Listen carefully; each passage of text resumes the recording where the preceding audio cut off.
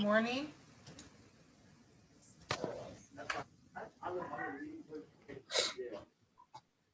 What's your name? Morning. Can you hear me? Yes. What's your name, ma'am? Kyla Williams. Oh, thank you.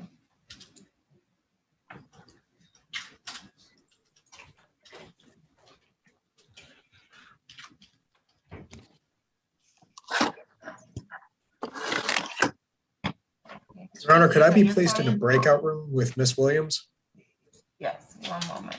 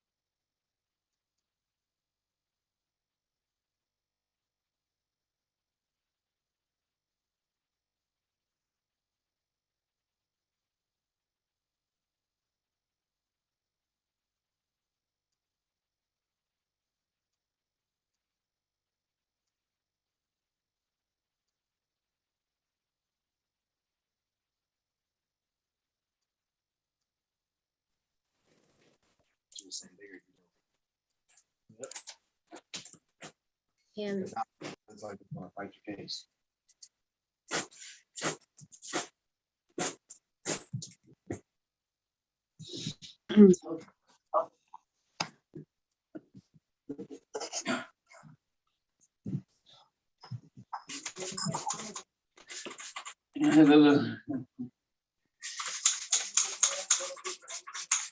Come on, then.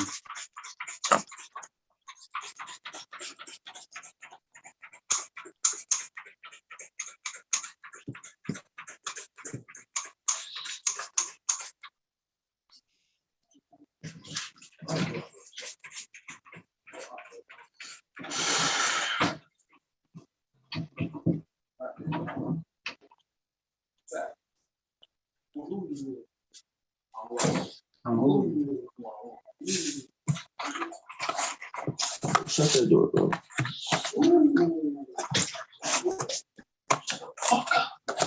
Oh.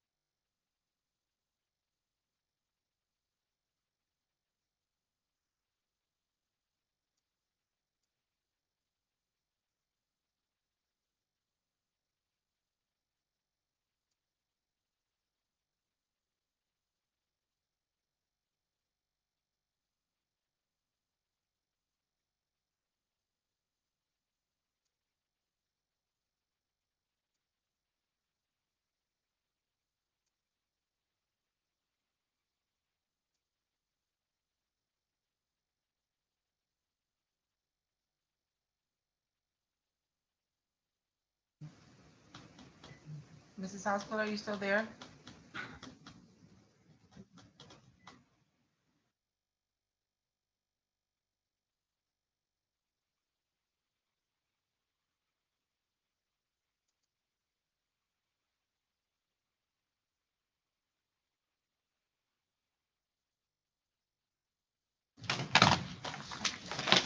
Okay, we're on the record in the matter of the people of the state of Michigan versus Cecil Christopher Henderson, file number 21-02378. Council appearance. Thank you, Your Honor. Erin Hofstad on behalf of the people. And Mr. Henderson is proceeding without an attorney. He was denied court-appointed counsel due to indigency. You did not hire an attorney, correct, Mr. Henderson? Yes, ma'am. Okay, was there an offer extended? Thank you, Your Honor. Yes, the people have offered to have him plead as charged to the count of domestic violence with a sentencing agreement of 7694A. I've explained that to Mr. Henderson and what that means with regard to the probation and then the potential outcome for him. I've also explained to him that he may elect to have this case proceed on to a trial docket with either a bench or jury trial. Understanding the offer, but hoping to have a little time to consider it, Mr. Henderson would ask the court for a brief adjournment so that he can weigh the options of a plea or a trial.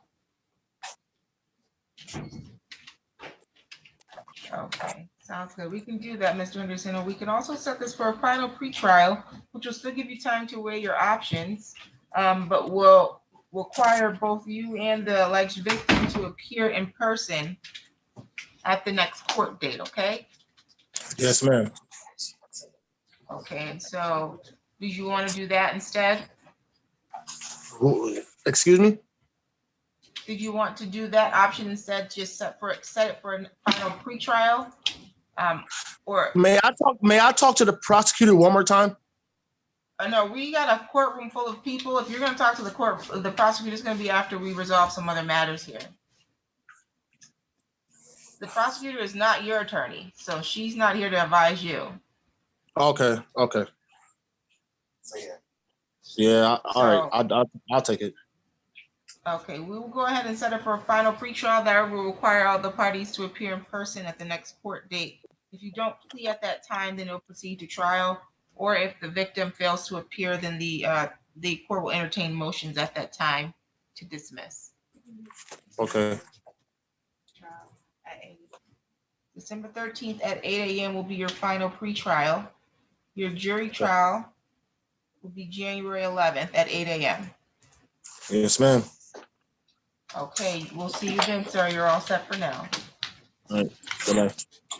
Thank you. Are we ready with Kyla Williams?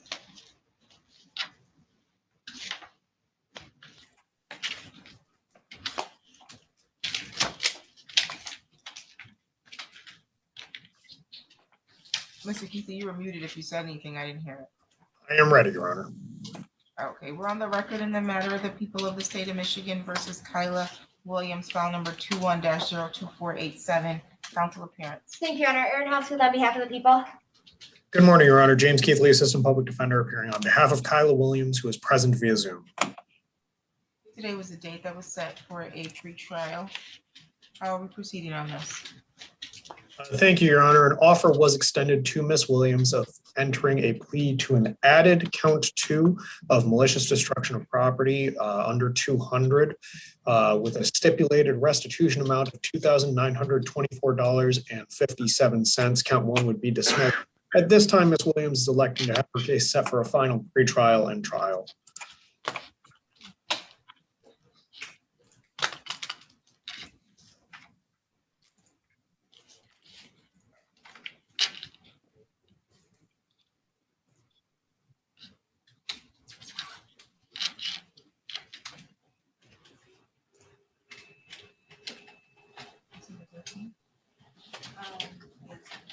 Final pretrial will be December 13th at 8 o'clock in the morning.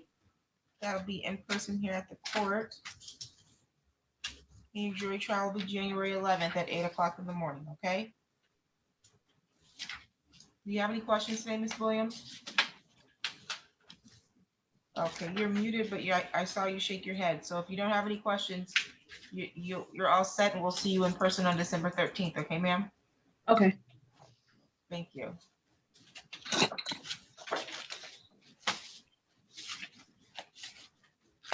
On the record, in the matter of the people of the state of Michigan versus Laverne Wakefield, file number 21-02752. Council appearance. Thank you, Your Honor. Aaron Housefield on behalf of the people. Mr. Wakefield, can you please come up to the table and state your name, sir?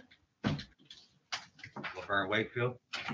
You, and today's the date that was set for pre-trial. Mr. Wakefield is proceeding without counsel because he was denied appointed counsel due to lack of indigency. He's not hired counsel, correct? No, ma'am. Okay, today was the date that was set for a pre-trial as well as a PA 53 contempt hearing. You met privately with the prosecutor. How are we moving forward at this time? Thank you, Your Honor. With regard to the PA 53 contempt proceeding, Mr. Wakefield will be pleading guilty and not having a contested hearing. With regard to the pretrial, if the court may recall, last time he was here, he wanted to plead guilty with the sentencing recommendation. Your Honor adjourned it so that we could look into that. I have made an offer today to him that includes a sentencing recommendation. He would like some time to weigh that potential sentencing recommendation. And so with regard to the pretrial itself, he's asking for an adjournment, perhaps 30 days to make a final decision about that, but we'll proceed with the guilty plea on the contempt this morning.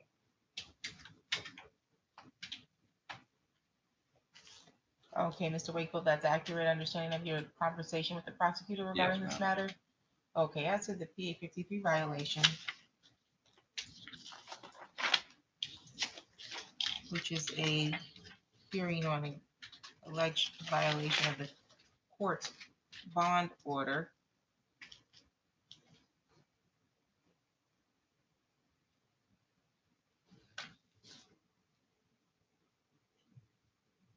The allegation is that you violated the conditions of your bond by having contact with a Trinity Wakefield.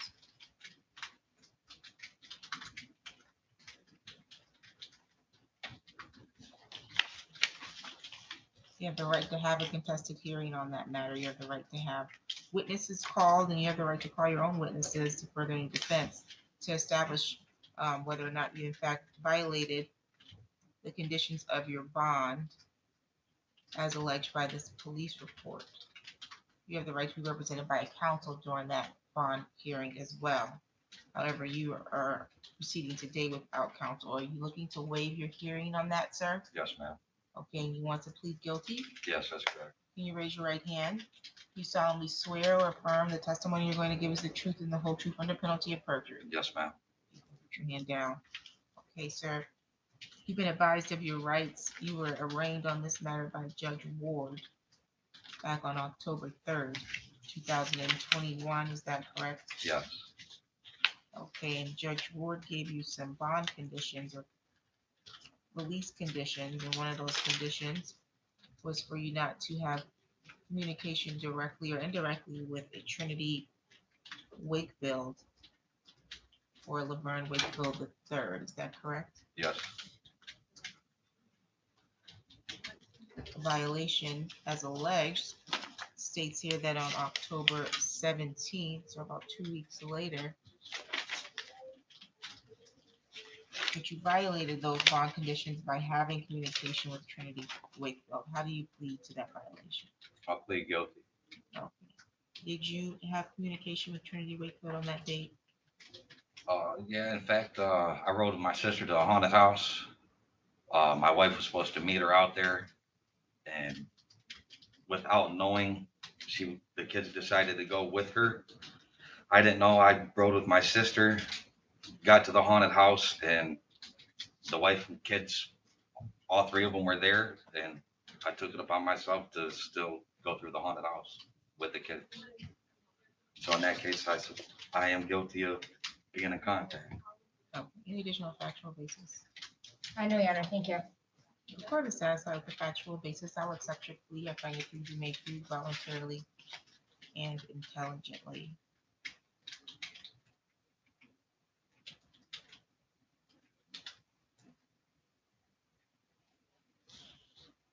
Did you want to make a statement before the court impose sentencing for the violation?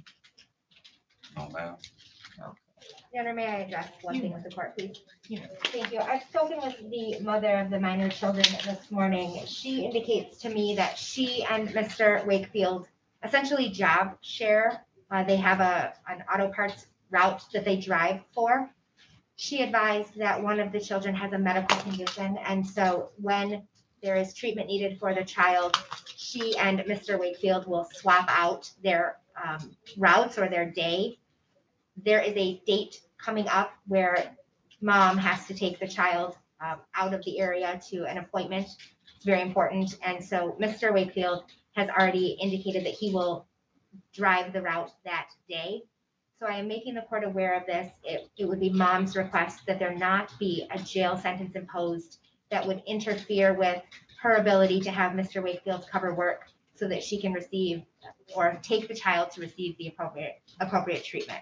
I would leave the sentence within the court's discretion, but make you aware of that information. Okay, which child is being taken? Trinity, my daughter. She has to go down to Royal Oak to get infusions for tumors in her bone. Okay, so essentially there's a request being made to lift the no contact order. Is that a one-time request Oh, or? no, I'm sorry, Your Honor.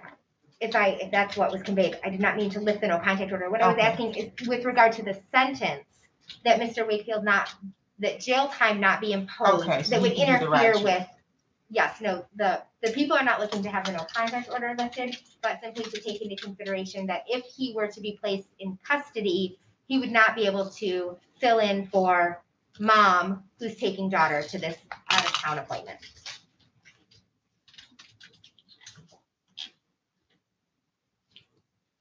So you placed on a GPS tether? Yes, ma'am.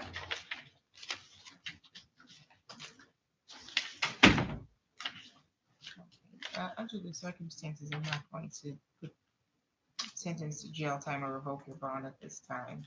I appreciate it. You're on GPS tether. I don't see where there's been any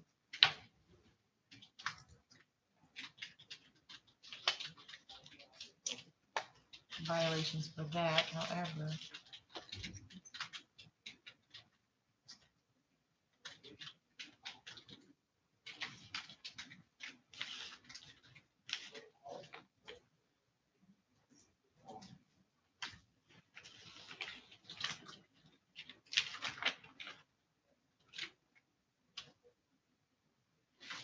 You've been testing? Yes, ma'am. Feels like you're supposed to test twice monthly. Yeah, I've been calling every day. I've dropped 3 times so far. Okay. There is another violation in here for testing positive. First drop.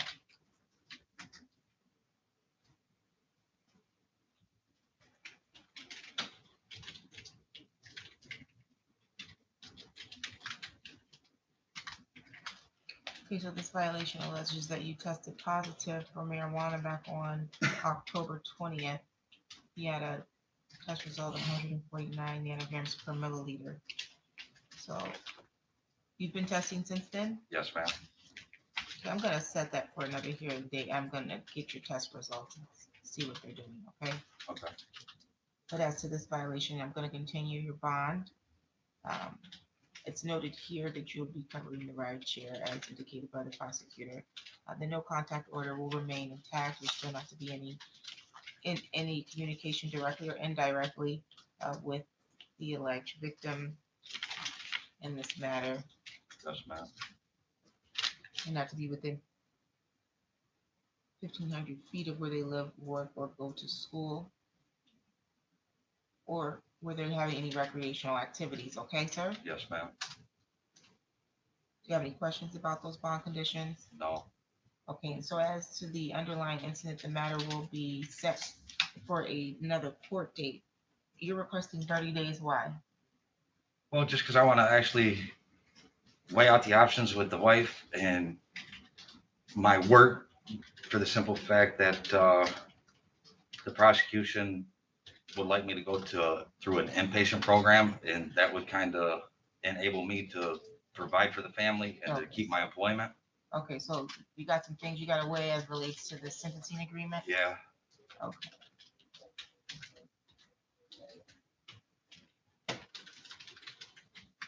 Okay, I'll get your plea date 30 days out. We'll set the marijuana violation hearing for that same date, so I could see. just so happens if my medical marijuana card comes before this next date for the dirty, even though I dropped dirty and didn't have it, would it still be considered a dirty drop? Do you have a valid medical marijuana? I don't, not as of right now. I've been in the process of trying to get it. And It wouldn't matter. Hold on. you were told you were not to have any drugs or Absolutely. alcohol at the time of your arraignment. If you do get a valid medical marijuana, we can address that after the fact, but you should not be consuming any alcohol, marijuana, or other illegal controlled substances, okay? Yes, ma'am.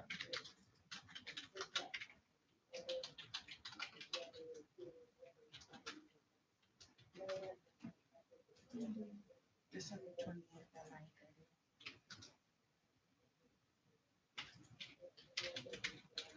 Okay, we're gonna set this both for December 20th at 9:30. Thank you. Do you have any questions today? No, ma'am. Any additional matters for the record, Johnson? Nothing for the people, Your Honor. Thank you. You're all set, sir. Thank you. And I'll contact you within the next week or two. All right. All right, thank you.